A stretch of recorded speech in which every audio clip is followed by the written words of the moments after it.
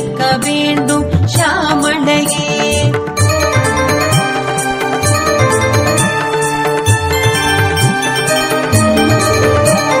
முனை கிளை வெட்டிய ஊழனை உன் கவி பாட அருளிய மங்களையே. ஞானமும் கலையும் அனைத்தையும் அருளி ரட்சிக்க வேண்டும் ஷாமளையே. ஏய சக்கரம் அமர்ந்து விஷங்கபதம் புரிந்த மந்திரினியே மாதங்கியே. ஞானமும் கலையும் அனைத்தையும் அருளி